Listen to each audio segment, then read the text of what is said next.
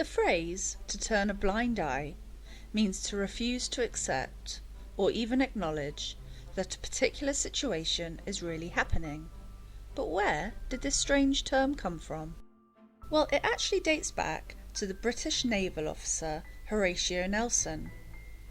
During the Battle of 1801, the Battle of Copenhagen, Nelson's ships were fighting against a large Danish-Norwegian fleet. When Nelson's superior officer flagged for him to withdraw, Nelson, who had by this point lost sight in one of his eyes, supposedly brought his telescope to his bad eye and proclaimed, "I really do not see the signal," ignoring his officer's order. He went on to score a decisive victory, and the phrase, "turn a blind eye," persists to this day.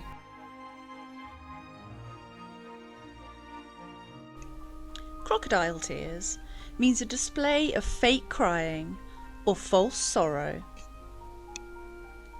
Derives from a medieval belief that crocodiles actually shed tears of sadness whilst eating and killing their prey.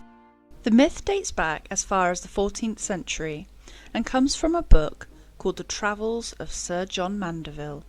Hugely popular upon its release, it detailed a knight's journey through Asia. The book included a description of crocodiles that said, "These serpents slay men and eat them while weeping, and they have no tongue." Mandeville's account of weeping reptiles later found its way into the works of Shakespeare, and crocodile tears became the term we know today.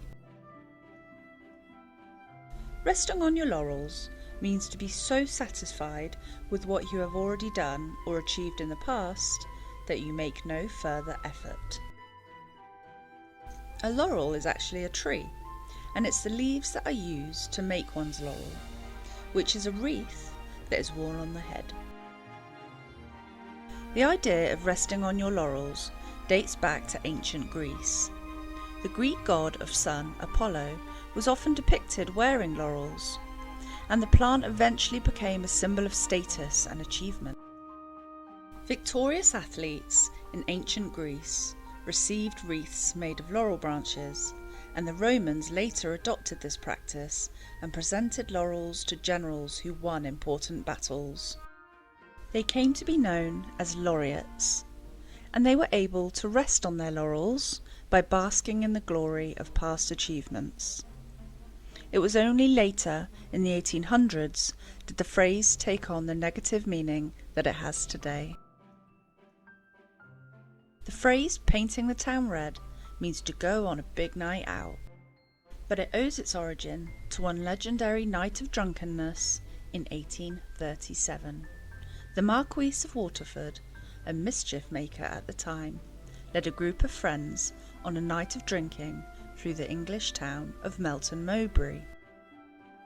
The night out took a turn for the worse, and the group began to vandalise the small town.